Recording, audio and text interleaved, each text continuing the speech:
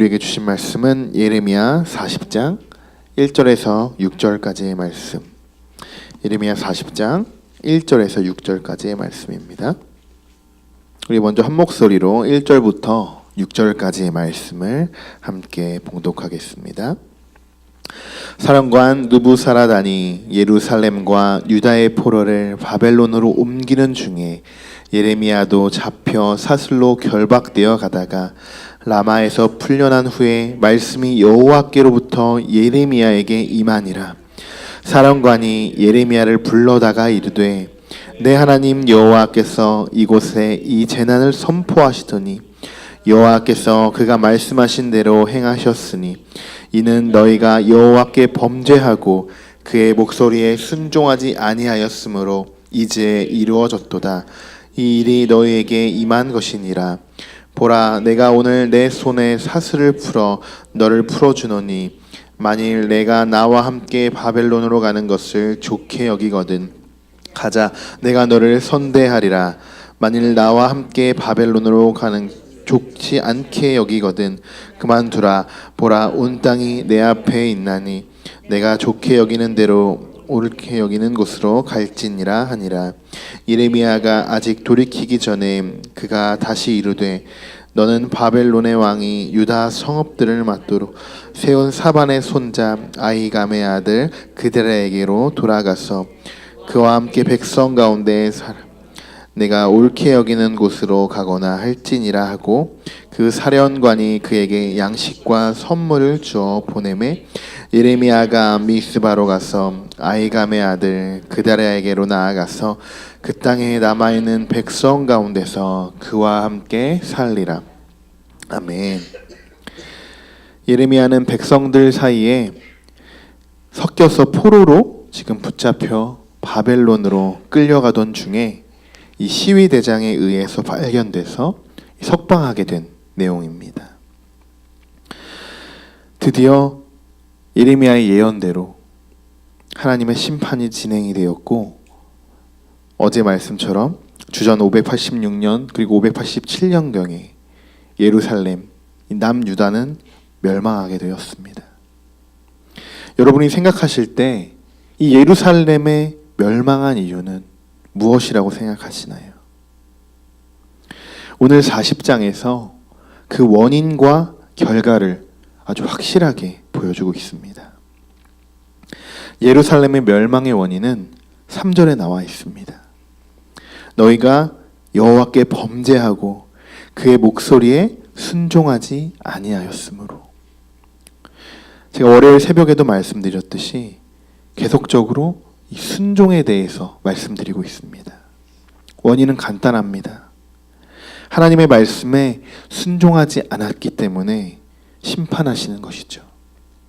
그 원인에 대한 결과는 2절에서 미리 예고되고 있습니다.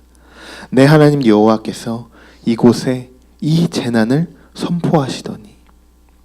이것이 멸망할 수밖에 없는 원인과 결과입니다.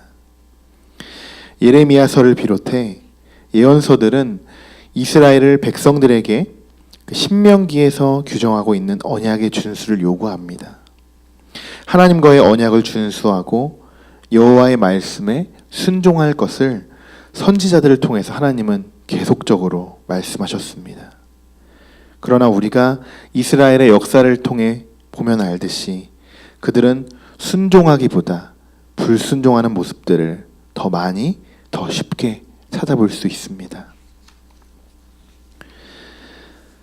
지금 현대에도 동일합니다. 우리가 하나님의 말씀에 얼마나 많이 노출되어 있습니까? 지금은 TV만 틀어도 유명한 목사님들의 설교를 들을 수 있고 내가 듣고 싶은 말씀을 언제든지 찾아서 들을 수 있는 세상입니다. 그러나 우리의 자세는 어떠합니까? 그냥 하나의 좋은 강의, 힐링, 하나님의 말씀에 순종하는 사람은 설교자가 누구냐가 중요한 것이 아닌 하나님의 그 말씀에 감동이 되고 그 말씀에만 의지하고 순종해서 삶을 통해서 실천할 수 있는 사람, 하나님은 이러한 우리의 모습을 기대하시는 것입니다. 여러분의 삶이 이런 순종의 모습을 갖춘 하나님의 자녀가 되시기를 축복합니다. 4절과 6절의 말씀은 바벨론 군대에 의해 시위대 뜰에서 풀려난 예레미야에게 두 가지의 선택이 주어지게 됩니다. 하나는 원한다면 바벨론으로 갈 수 있도록 초대를 받은 것이고, 또 하나는 그가 원하는 대로 어디든지 갈 수 있게 되는 것입니다. 그러나 예레미야의 선택은 6절에 쓰여 있는 것과 같이 바벨론에 의해 그 세워진 그다랴에게로 갔습니다. 예레미야가 시위대장에 의해 풀려나고 그의 제안처럼 바벨론으로 갔더라면 그는 나라를 팔아먹은 친 바벨론주의자라는 낙인이 찍히고 백성들에게 신뢰성을 잃어버렸을 것입니다. 우리가 여기서 예레미야를 이 통해서 배워야 할 점이 있습니다. 시위대장이 지금 예레미야에게 한 제안은 결코 가벼운 제안이 아니었습니다. 지금 나라가 멸망된 상황이고 포로의 신분에 오갈 데 없는 신세였습니다.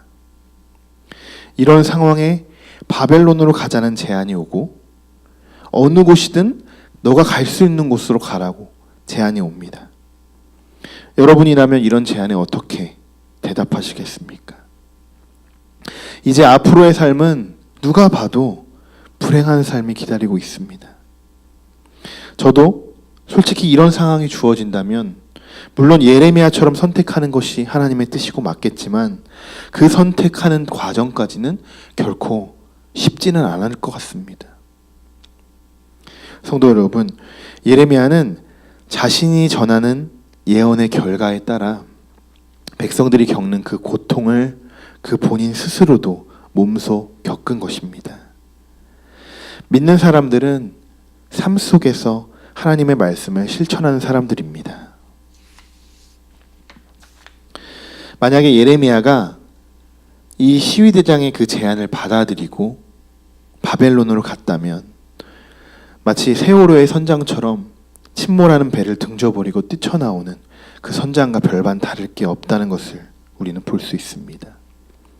때로는 희생하는 것도 순종입니다. 예수님도 우리를 위해 십자가에 달려 돌아가셨고 그것은 하나님이 예수님을 이 땅에 보내신 이유였습니다. 예수님이 그 말씀에 순종하였기에 우리가 구원받을 수 있는 것이죠. 예수님이 이렇게 몸소 우리에게 실천하신 것처럼 지금 우리는 어떤 것에 순종하고 우리의 삶에 어떤 것으로 하나님께 순종으로 보답하시겠습니까? 하나님이 지금 우리에게, 여러분에게 무엇을 순종하라고 말씀하십니까? 우리는 하나님에게 먼저 순종하고 또한 우리 옆에 있는 이웃과 가정에게 순종할 수 있는 하나님의 자녀가 되길 소망합니다. 이 시대에 우리가 하나님에게 불순종하게 만드는 요인은 셀 수 없이 많습니다. 그중 우리가 쉽게 무너지는 부분, 바로 물질입니다. 조금 더 편하게 살아보려고 하는 인간의 욕심, 끝이 없습니다. 세상적으로 볼 때는 이 물질이 전부일 수도 있습니다. 예레미야가 바벨론을 선택했더라면 조금 더 편안한 삶을 보장받을 수 있었겠죠. 그러나 때로는 물질보다 더 중요한 것을 선택할 때가 온다는 것입니다. 물론 물질이 중요하지 않다는 이야기는 아닙니다. 하나님은 물질의 복도 분명히 주시는 분이십니까?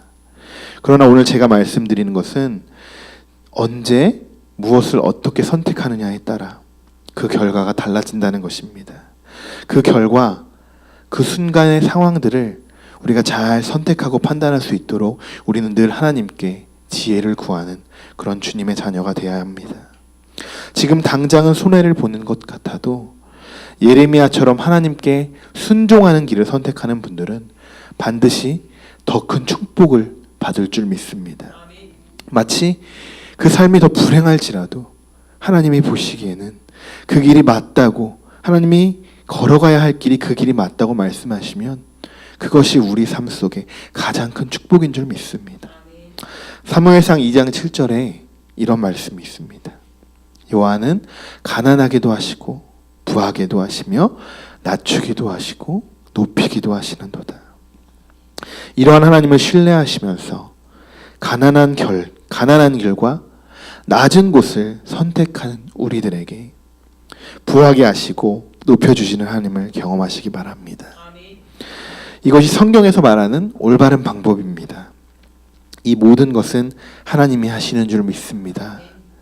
오늘의 말씀을 정리하겠습니다. 첫 번째로 순종하는 삶을 사시기 바랍니다. 이스라엘의 멸망은 아까 앞서 말씀드린 것처럼 간단합니다.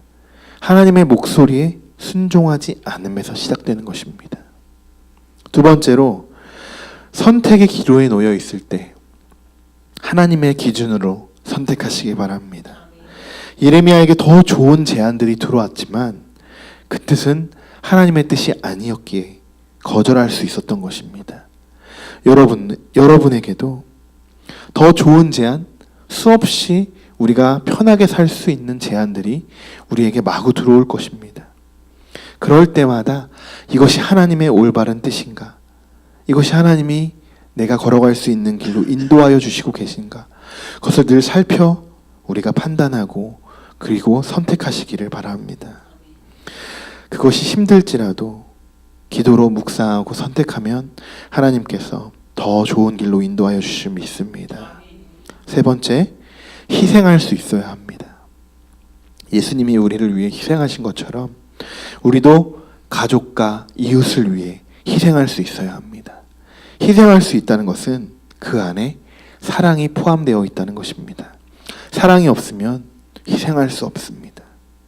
오늘 하루도 예수님이 걸어가셨던 그 길을 따라 걸어갈 수 있는 모든 성도 여러분이 되시기를 축복합니다. 기도하겠습니다.